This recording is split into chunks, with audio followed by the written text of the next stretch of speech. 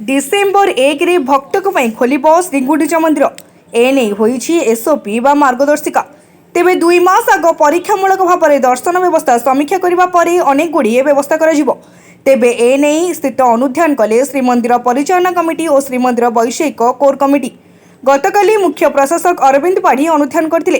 तेबे आसंता 1 तारिख परीक्षामूलक भाव खोल गुंडीचा मंदिर। जड़े भक्तों पिछा टिकेटर मूल्य 10 टंका रहिबो। 5 वर्ष कम 80 वर्ष अधिक और दिव्यांग भक्तों प्रवेश निःशुल्क रहिबो।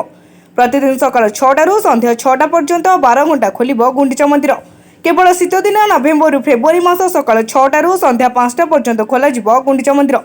सिंहद्वार दे भक्तों प्रवेश और प्रस्थान। दिव्यांग भक्तों रैम्प व्यवस्था अनुध्यान होईछि। भक्तों मोबाइल और जोता स्टाण्ड निःशुल्क रहिबो। परिचालना कमिटीर सदस्य माने पुनः अनुध्यान करथिबा परे एसओपी अनुसार खूब शीघ्र दर्शन व्यवस्था हेबो।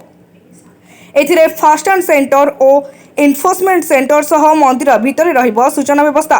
तेबे श्री गुंडीचा मंदिर रे एबे सिंहद्वार प्रवेश भितर बेढ़ा दे जगमोहन निकट में दर्शन करी पुणी थरे बेढ़ा बुली पुणी सिंहद्वार पटे फेरिबे।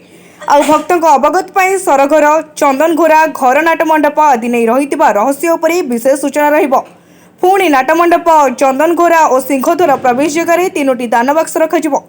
सेपटे सुरक्षा पर जेटीपी श्रीमंदिर सुरक्षा बाटालियन और सिक्यूरीटी मुतयन कर सुरक्षा प्रशासन। सेपटे ट्विटर एक्टिविस्ट पक्षर बारंबार दाबी सह पदक्षेप नि स्वागत कर स्वेच्छासेवी। ना ना शुणते यहाँ हूँ आमर केवल जगन्नाथ मंदिर में जो लोक दर्शन करके पैसा देवा व्यवस्था ना कि लक्ष लक्ष लोक जाऊँगी पैसा ना उद्देश्य होता बहुत पैसा इनकम होता। यहाँ जेहेतु सब वर्ष यहाँ महल यहाँ आगुरी नुआ एवं नुह यहाँ बहुत आगुरी दिहूँ रक्षणाबेक्षण जस्ट गोटे लोक गोटे माने सेवार लगे आम 10 टଙ୍କା देलु गोटे जगह को आम गलु से हूँ उद्देश्य केवे से पैसा गोटे अधिक पैसा नेबार ना कि लोक हईराण करने उद्देश्य नुह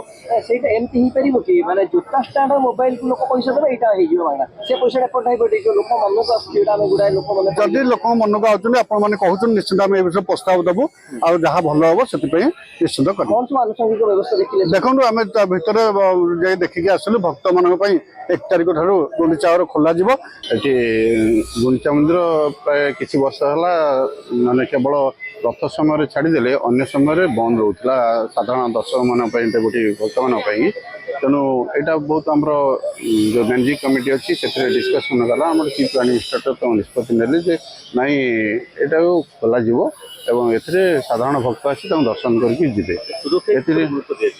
सबकि व्यवस्था रही आमर ये जोता स्टाण्ड नुआरे इनस्टल करा जोता क्लॉक रूम जोटि जोता मोबाइल लोक रखिए ये आ सब से निःशुल्क माने कौन पैसा देवा पड़ोनी किंतु आमर भितर को एंट्री टिकेटिंग सिस्टम रोचे ओनली केवल 10 टଙ୍କା रहिबो पर पर्सन किंतु 5 इयर्स रु एज रु तलुकू एवं 80 इयर्स रु एबव जो माने ओल्ड लोक तांको फ्री रोचे एवं दिव्यांग मान फ्री रोचे। आज दीर्घ दिन जो आमर थिला पुरीवासी बाकी बाहर लोकंकर जो टिके दुख थिला आज गुंडीचा मंदिर दीर्घ दिन बंद थिला आज सेटा खोलने को आज ये 1 तारिख ठू बर्तमान स्वाभाविक हम समस्ते जाकि भितर बुलिकी जन्मवेदी दर्शन करें।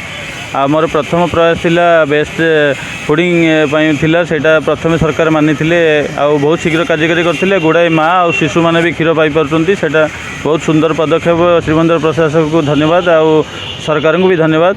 सेकेंड थिला आमर गुंडीचा मंदिर दीर्घ दिन है कि बंद रही गुड़ाए यात्री असंतोष मन नहीं फेरुंट तो से तुरंत खोल जाऊ आ जहाँ हो मंदिर परिचालना कमिटी रे फाइनाल होती 1 तारिख ठू बर्तमान स्वाभाविक हम आ जो दाबी थिला शौचालय बर्तमान जो फ्री कर बाकी ये पार्किंग व्यवस्था हम फलक टी साइड कर जगन्नाथ गुंडीचा मंदिर जन्मवेदीर बरणी किसी प्रदान करने सब से ग्रहण कले आम कथा भी ग्रहण कले लेखिकी बर्तमान नहीं ये सब कार्यकारी हम ये बस भी हटे आ गोटे मुख्य है प्रसंग होती कौन जे टिकेट कथा 10 टଙ୍କା टिकेटा किसी लोक विरोध कर प्रथम बुझंतु टिकेट आम विरोध करवानी कहीं आम प्रथम कहीचु जे आपण कौन लोक को टेंडर दिंतु ना कहीं टेंडर रे बहुत ये हुए टेंडर दि जाव ना। तापर सेकेंड कथा है मैनुअल टिकेट आपण करंतु नहीं कंप्यूटराइज टिकेट करंतु। पुरी रवीन्द्र रंजना निराकार महानगर रिपोर्ट तीर्थक्षेत्र लाइव।